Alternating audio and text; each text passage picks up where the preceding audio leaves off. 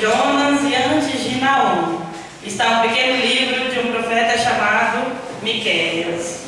Nós vamos ler hoje a palavra do capítulo 7. Miqueias, capítulo 7. E essa palavra, Senhor, é que nós oramos nessa noite. Pedimos que o Senhor fale aos nossos corações, porque o Senhor é quem tem o alimento que a nossa alma precisa. O Senhor nos trouxe aqui nessa noite e que através da Tua palavra, Senhor, que seja revelado a nós a Tua vontade. Nos faça compreender, Senhor Jesus, aceitar de coração aberto, que o Senhor, meu Deus, nos ajude neste momento. Abra os nossos olhos, os nossos ouvidos espirituais, para que tudo aquilo que o Senhor deseja nos falar através da palavra, nós venhamos a compreender e sairmos daqui, Senhor, com o nosso coração cheio, abastecidos daquilo que o Senhor tem para a nossa vida.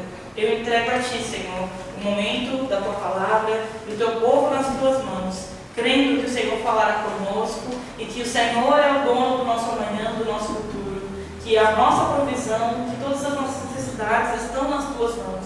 Que o Senhor possa cuidar, meu Deus, e através dessa palavra nos fazer entender isso. Em nome de Deus que é Pai, Filho e Espírito Santo. Amém. Graças a Deus.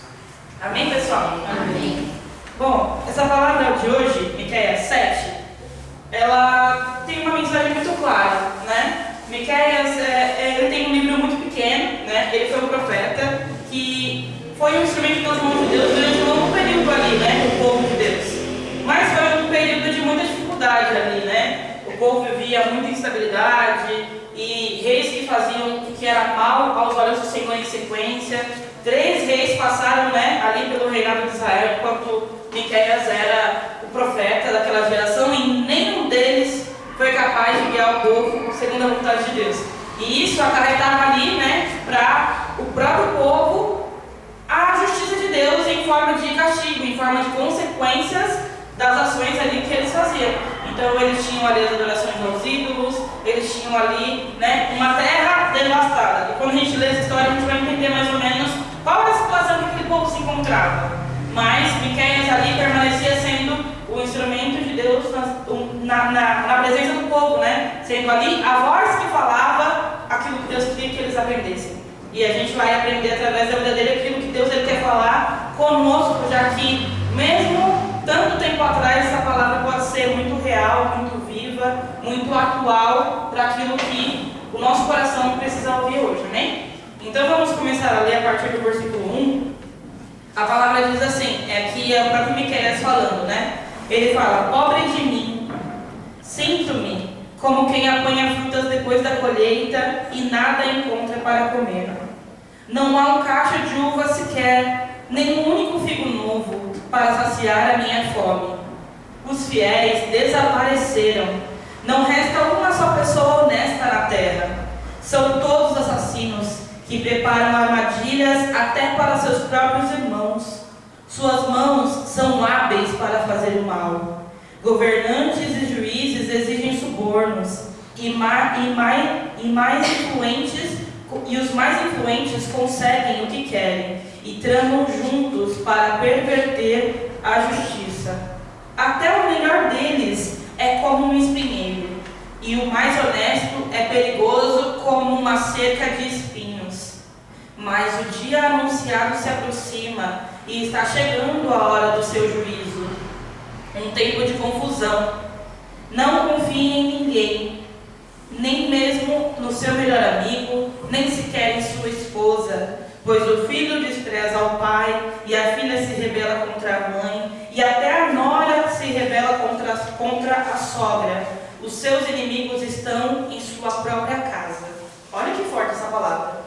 Era realmente ali um tempo muito difícil, um tempo onde ali o pecado não só dominava a cidade, dominava o povo, mas já tinha destruído até mesmo aquilo que eram ali as estruturas básicas que mantinham o povo em equilíbrio, em união, em harmonia. As pessoas já não podiam mais confiar umas nas outras, a injustiça predominava, a fome, né, a necessidade física ali também era sentida. Então, era meio que uma terra arrasada, e não só na relação deles com Deus, mas principalmente na relação deles com Deus. E por causa, né, ali da relação deles com com Deus estar ali cortada, estar ali rompida por causa do pecado e por causa das escolhas deles ao longo do tempo, aquilo foi fazendo com que as próprias estruturas da cidade fossem se destruindo.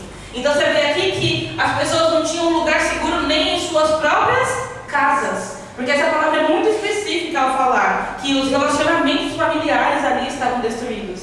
Que as pessoas não podiam confiar nem o marido na sua própria esposa, nem no seu melhor amigo. As pessoas ali já não tinham mais segurança de nada. E tudo isso estava ali se acarretando, se acumulando por causa do problema central. Qual que era o problema central? A falta de Deus. A falta do relacionamento, do bom relacionamento deles ali com Deus, fez com que, pouco a pouco, com o passar dos anos, toda a estrutura que uma cidade precisava para ser uma cidade ali civilizada, fosse se destruindo aos poucos. Então, quem era rico dominava sobre quem era pobre, quem era ali a pessoa que devia julgar, exigia suborno, recebia dinheiro para poder tirar ali algum proveito de algo. Então imagina que eles ali como povo, não tinham a quem recorrer, porque quem deveria ser justo era injusto, aquilo que deveria ser certo estava errado. E a palavra é muito específica quando diz que as pessoas elas tinham as mãos hábeis para o mal. Pessoas que tinham ali habilidade para fazer o mal. A pastora Ana pregou domingo agora, sobre essa palavra que é dita, a respeito dos filhos das trevas serem mais habilidosos que os filhos da luz.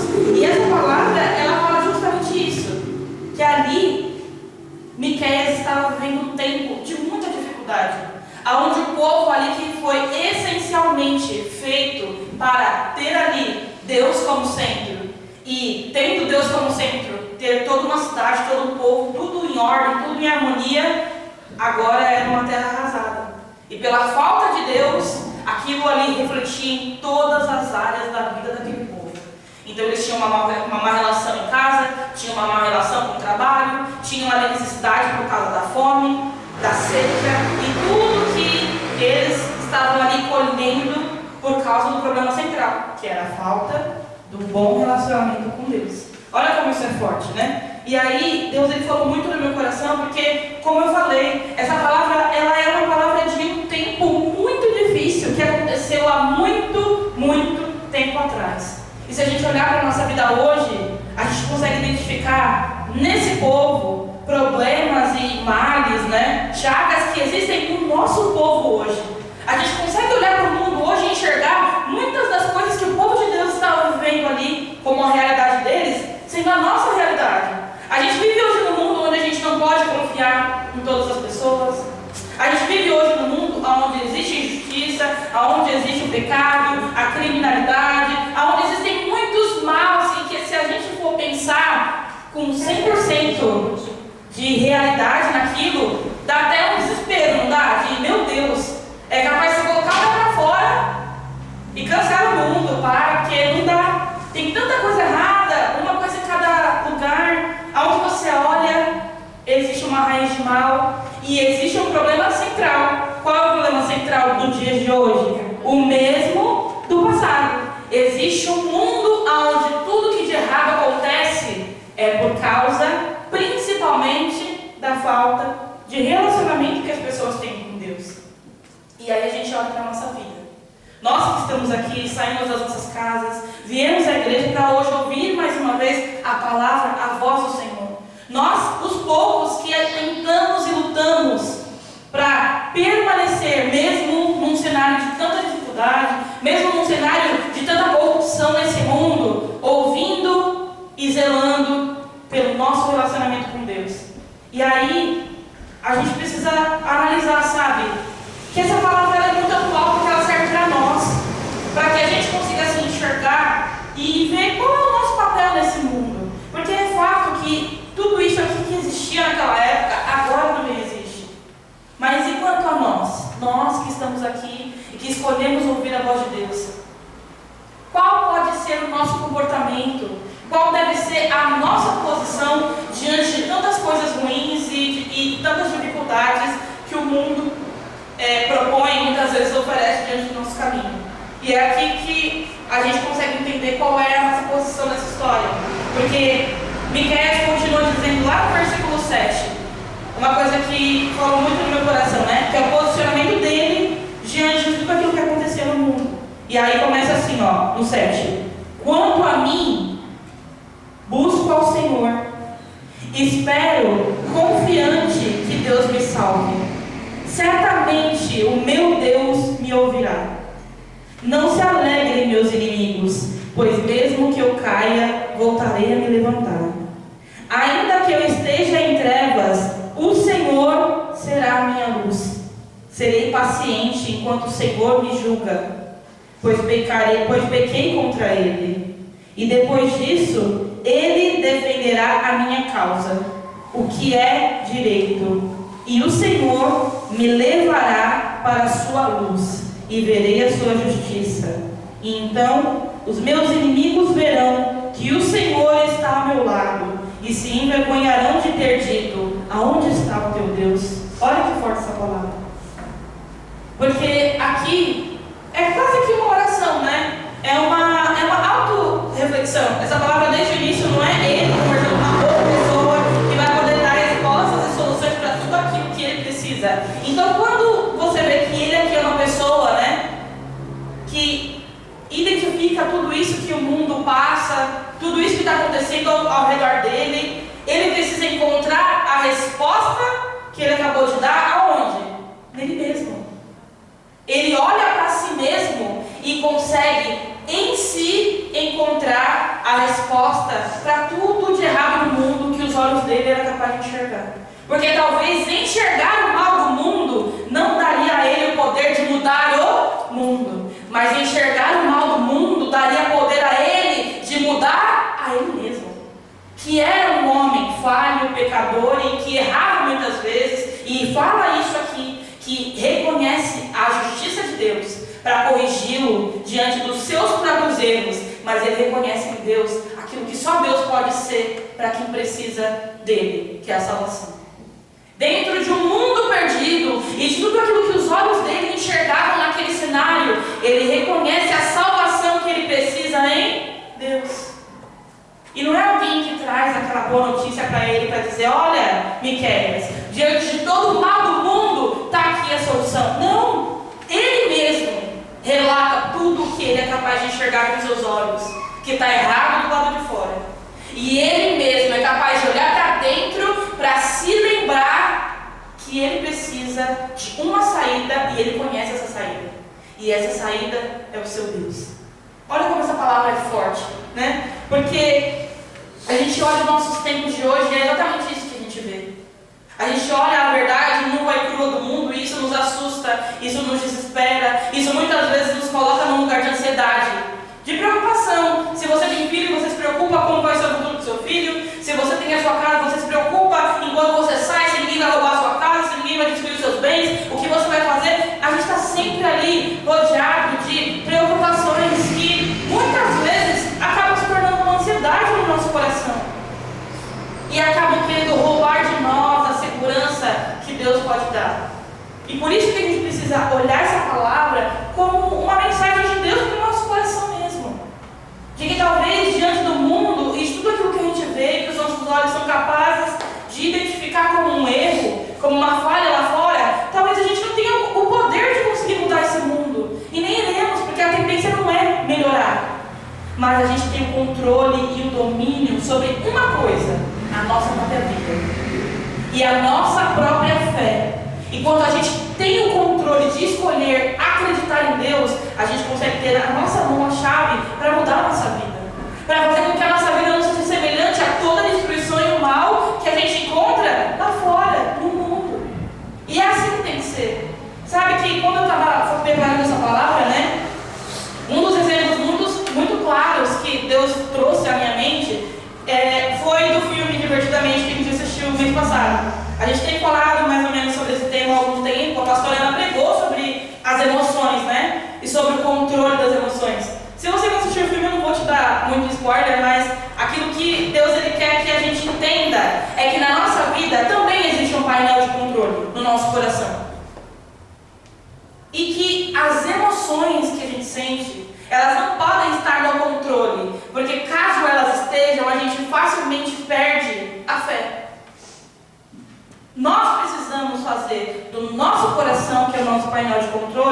morada de quem? Da presença de Deus.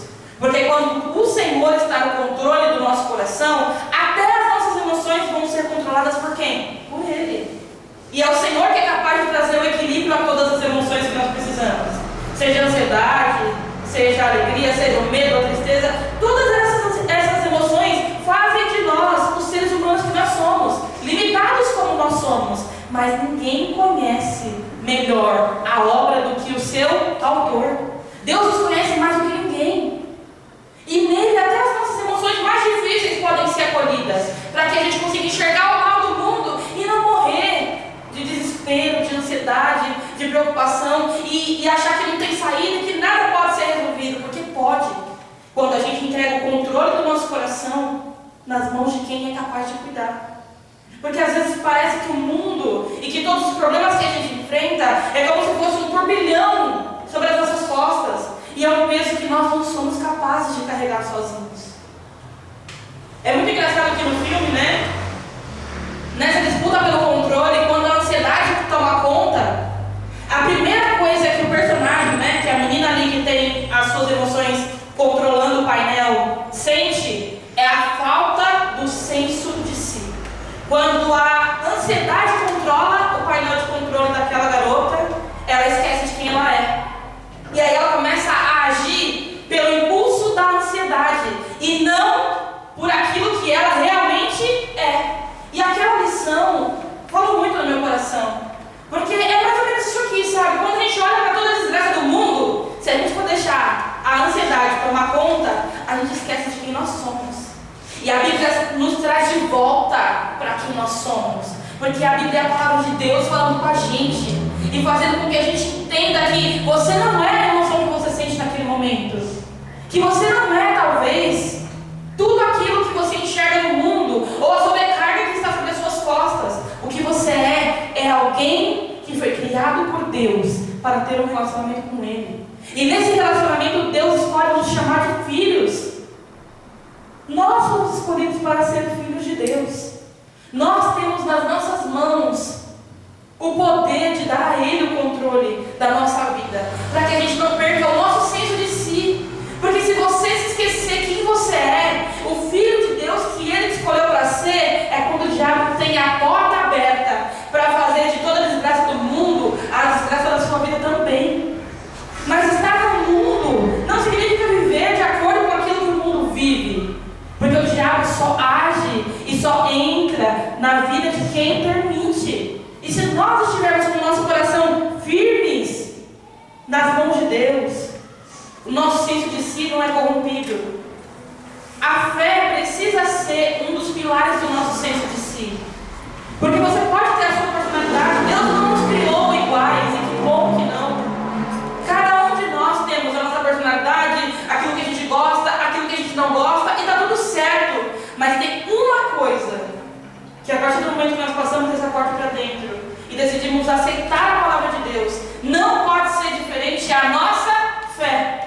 Porque se a nossa fé não for um dos pilares do nosso senso de si, o diabo vai facilmente ter o poder nas mãos de fazer a gente se esquecer daquilo que nós acreditamos, a quem nós pertencemos e qual é a grandeza do Deus que nós servimos. Por isso que nós precisamos estar muito claros na nossa mente, no nosso coração, daquilo que o Senhor nos ensina, sabe? Porque se a gente fizer essa pergunta para nós mesmos, talvez a gente não encontre uma resposta agora. E aí essa palavra ela vem para esclarecer. É fato que nós vemos hoje um mundo com tantas destruições e coisas ruins, assim como Miqueias era capaz de enxergar ali na geração dele. Mas aí a palavra não acaba como todo mundo vai acabar em desgraça, em pecado, enfim. Não é o fim da palavra. A palavra continua. E antes de continuar, o que ele faz é se perguntar: quanto a mim? E a gente precisa fazer essa pergunta para nós mesmos, no nosso tempo, na nossa geração. E quanto a você? Quanto a mim? Não é uma resposta que você vai encontrar no outro, você vai encontrar dentro de você. Quando você trouxer de volta o seu senso de si, quando você basear a sua fé em Cristo, para fazer com que o seu senso de si si não mude com as estações ou as dificuldades ou as aflições desse mundo, sabe? Porque ele começa dizendo isso lá no 7. E quanto a mim? E talvez as emoções que estavam no coração ali de Miqueias diante de tanta coisa ruim fosse o medo, fosse a decepção, fosse a tristeza, fosse talvez ali a desilusão de não enxergar muita esperança para as pessoas que estavam ali à volta dele. E aí ele se pergunta, e quanto a mim? E aí ele responde as ações que uma pessoa de Deus, as ações de alguém que tem fé, que precisa colocar ali em prática para não se tornar como todos aqueles que ele ali é capaz de julgar, é capaz de enxergar o erro. E aí ele fala, quanto a mim, ele fala, busco o Senhor, espero confiante que Deus me salve, pois certamente o meu Deus me ouvirá. Olha como isso é poderoso, sabe?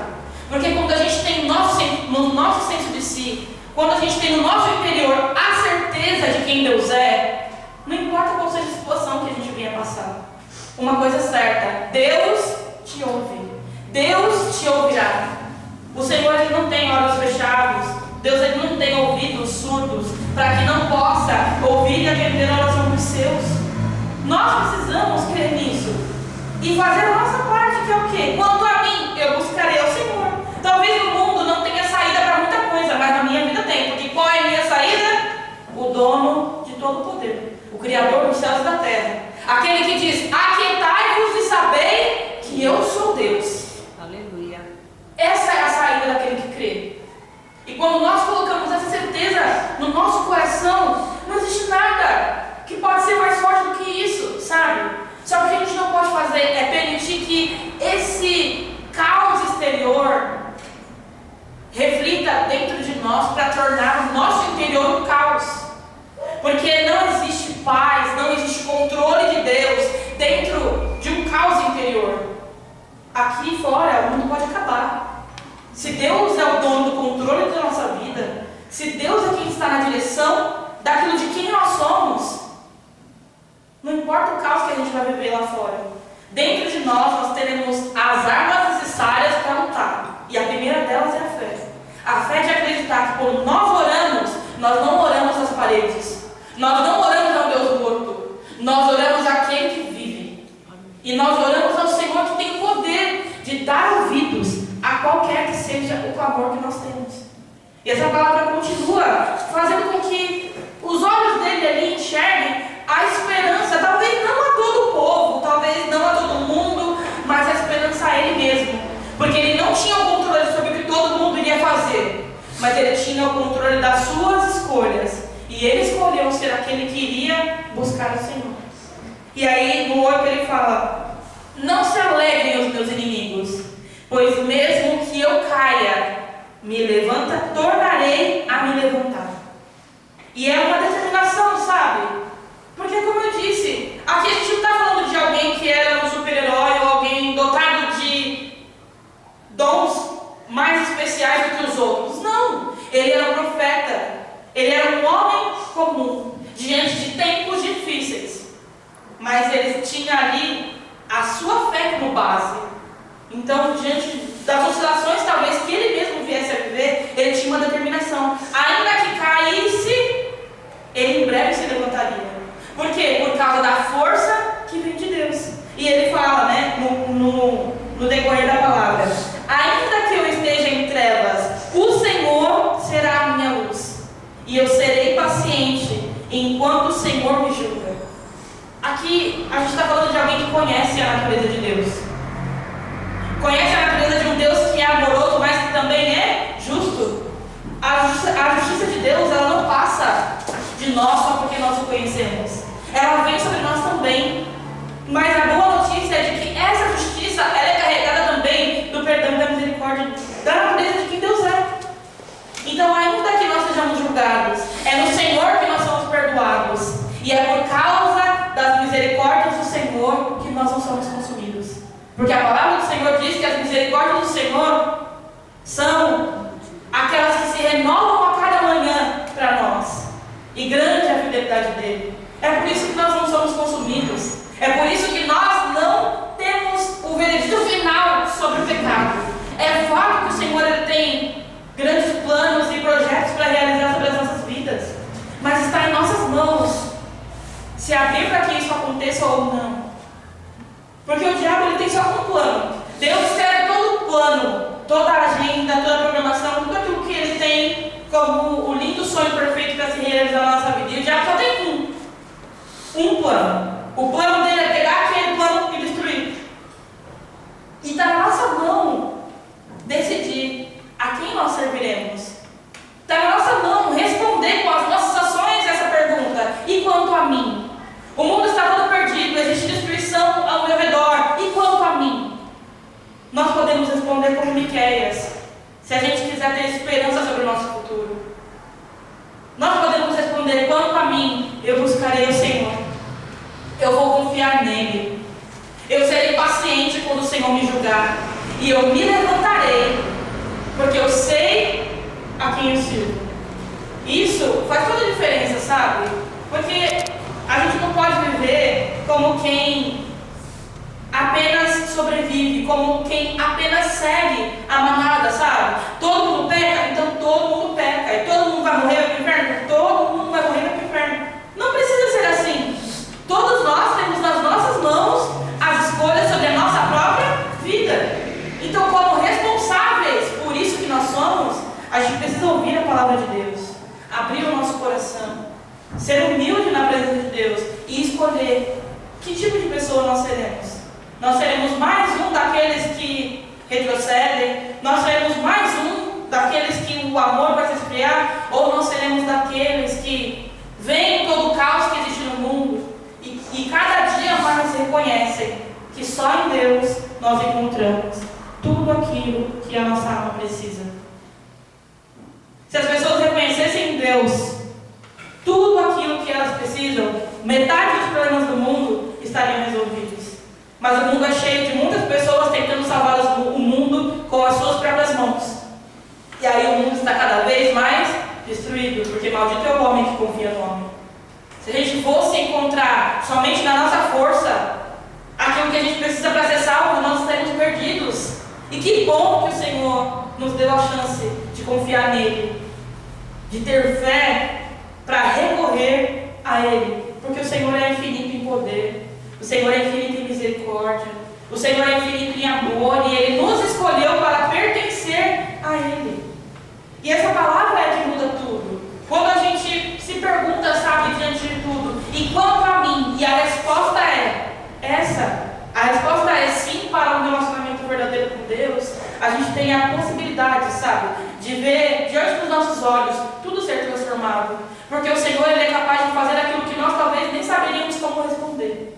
Tem muita coisa que a gente vive na nossa vida que a gente nem sabe responder. A resposta é que é a pura mão de Deus, abrindo os caminhos, nos dando sabedoria, nos trazendo a direção, a capacidade que a gente precisa. Porque quando nós recorremos a Deus para tudo, tudo muda.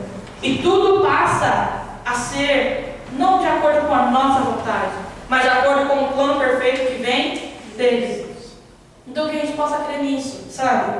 Essa palavra ela é muito forte, porque quando nós entendemos que vem do Senhor a direção, a gente deixa de estar com o nosso coração pesado, com as preocupações, com as ansiedades, diante das lutas, diante do nosso futuro, porque o Senhor ele tem um jugo suave e um fardo leve para todos nós, a partir do momento que nós nos chegamos a Ele.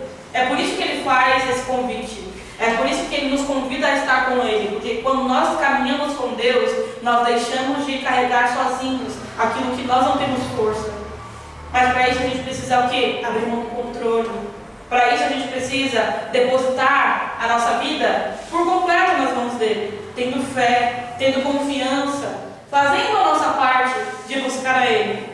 Eu comentava com a minha irmã hoje que quando a gente chegou aqui, eu falei, nossa, você me deu um exemplo sobre a palavra que eu vou pregar. Porque Deus falou comigo, né? Justamente sobre isso. Quando a gente escolhe caminhar com Deus, a gente caminha como quem abre mão do controle. Eu estava dirigindo, ela estava do meu lado. E se você dirige, eu não sei você, mas depois que você aprende a dirigir, é mais prazeroso dirigir ou estar do lado? Dirigir. Porque depois que você aprender a dirigir, você sempre quer estar ali, né? No piloto.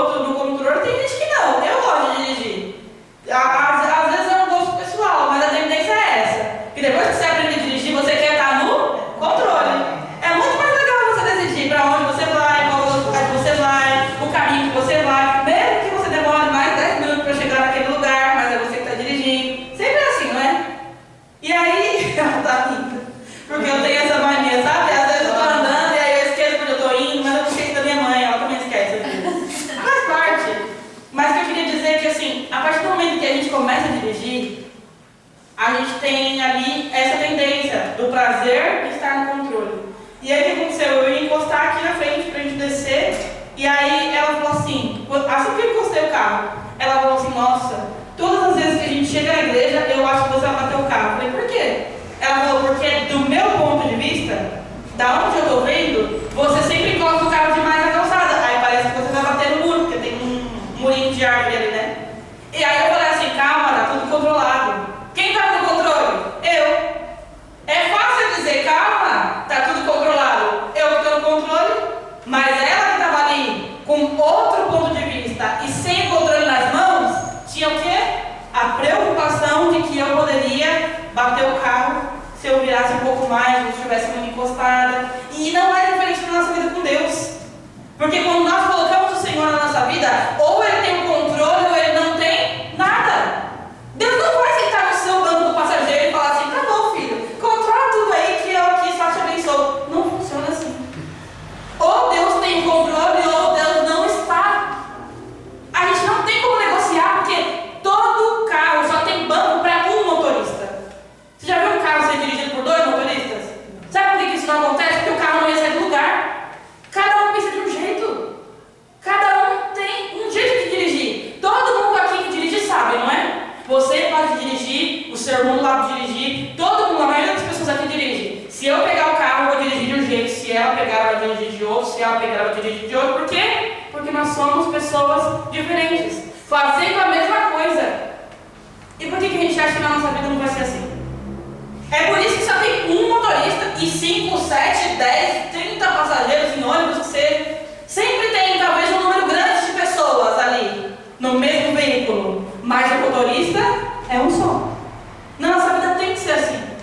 A partir do momento que nós aceitamos o relacionamento com Deus, a gente precisa entregar a Ele o banco do controle. Porque aí quando o Senhor está na frente, Ele vai nos guiar para o melhor caminho. Porque é o Senhor quem tem a melhor visão daquilo que nós não enxergamos.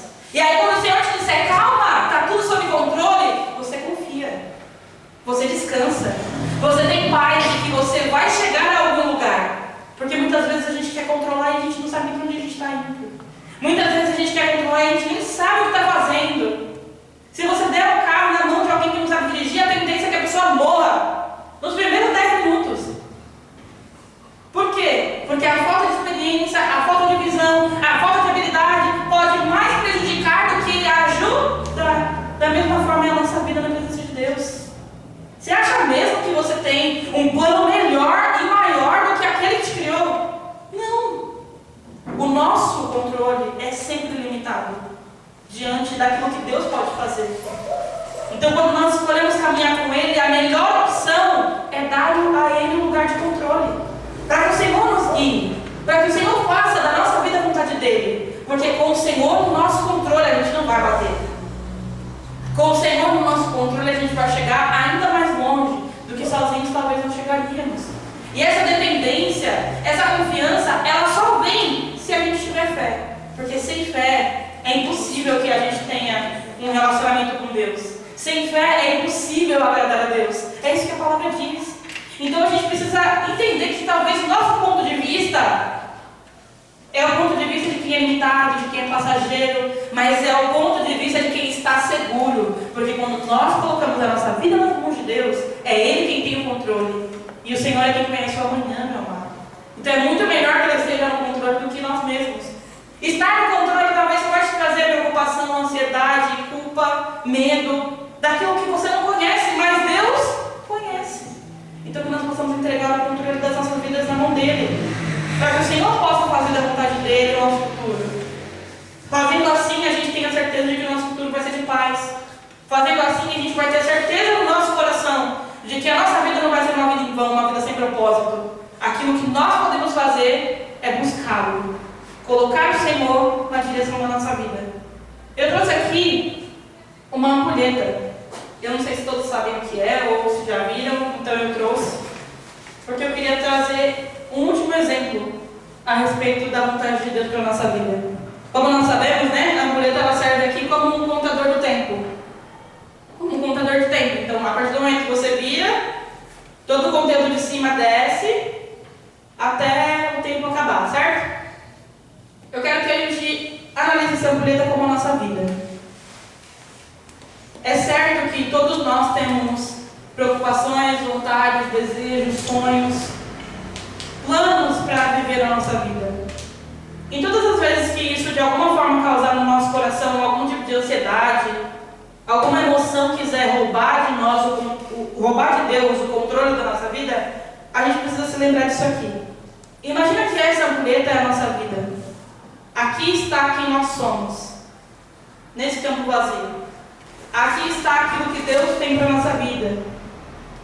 E talvez, na ânsia por respostas, a nossa vontade era que virava aqui e caiu tudo de uma vez e a gente recebeu tudo aquilo. Mas a gente precisa se lembrar que Deus nos conhece como ninguém. E por nos conhecer como ninguém, Deus sabe da nossa capacidade. E também sabe das nossas limitações. Por isso o Senhor Ele tem para nós uma porção diária da graça dEle. Quando nós cremos nisso, a gente entende que a nossa vida com Deus vai funcionar assim, ó. Não é correndo, não é depressa, não é no nosso tempo, mas é o suficiente para cada dia, porque a graça de Deus é que nos basta. E quando a gente crê nisso, a gente não se sente sobrecarregado diante dos problemas, a gente para de ficar extremamente ansioso, desesperado por respostas que a gente só pode encontrar em Deus. E quando a gente confia, a gente entrega a nossa vida nas mãos de Deus, e esse canal, ele é uma fonte que nunca vai parar de jorrar. O Senhor, Ele tem nele tudo aquilo que a gente precisa. E quando a gente confia e entrega a nossa vida, o Senhor faz isso aqui, ó. Ele não despeja em você tudo de uma vez, porque Ele sabe que você não seria capaz de suportar. Então o que o Senhor faz? Ele te dá uma porçãozinha da graça dEle por dia, para que você possa vencer. E de glória em glória, de graça em graça, nós vamos caminhar para a vontade de Deus. Então nós não vamos permitir, sabe, que as coisas ruins, as más notícias, aquilo que há no mundo, seja maior do que a nossa fé de acreditar. Que pode parecer pequenininho esse vãozinho aqui, mas uma gota do rio que flui na presença de Deus na nossa vida é o suficiente para o nosso dia. Sabe que a gente louvou no começo a música que falava sobre o deserto, né? E como que é que o Senhor manteve aquele povo 40 anos diante de uma terra seca e que não tinha frutos? Ninguém morreu de fome no deserto.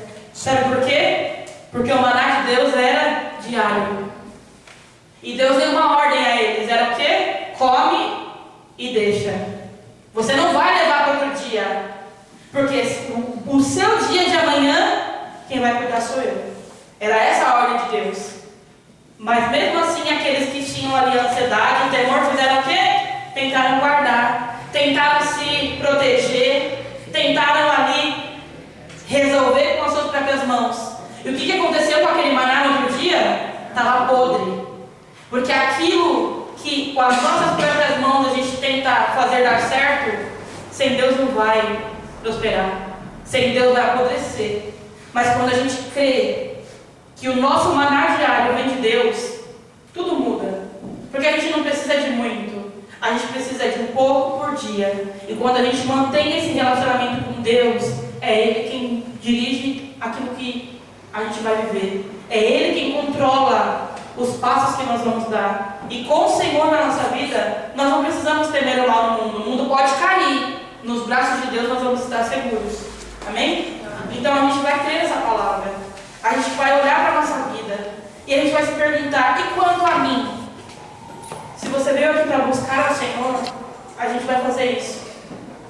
A gente vai fazer isso juntos, crendo que é o Senhor quem nos dá o melhor dele e é o Senhor quem nos alimenta de acordo com a porção que Ele tem para a nossa vida. Eu quero finalizar essa palavra lendo para você o versículo que está lá em Mateus 6,31, que fala assim, ó: portanto, não se preocupem dizendo o que comeremos ou beberemos, ou o que vestiremos, pois estas coisas ocupam os pensamentos dos pagãos. Ou na sua Bíblia pode estar escrito gentios. Mas o seu Pai Celestial já sabe o que vocês precisam. Busquem, em primeiro lugar, o reino de Deus e a sua justiça, e todas essas coisas lhe serão acrescentadas. É isso que o Senhor diz. Que a preocupação, a ansiedade, o desespero pelo dia de amanhã ocupa os pagãos, aqueles que não têm fé. Essas coisas não podem ocupar o nosso pensamento. Porque se a nossa vida está nas mãos de Deus, esse é um pensamento que não pode ter chance. Esse é um pensamento que não pode ter espaço. Porque esse pensamento é capaz de roubar a nossa fé. Aqueles que não têm fé se preocupam. Aqueles que sabem a quem pertencem, não. Porque essa Bíblia, ela é muito forte nisso, né? Depois que ela fala dos pagãos, ela fala: mas o seu Pai Celestial já sabe o que vocês precisam e lhes concederá todas as coisas. Então o que a gente tem que fazer? Buscar o reino de Deus em primeiro lugar, a justiça dele, e tudo que há de necessidade na nossa vida, o Senhor é poderoso para acrescentar.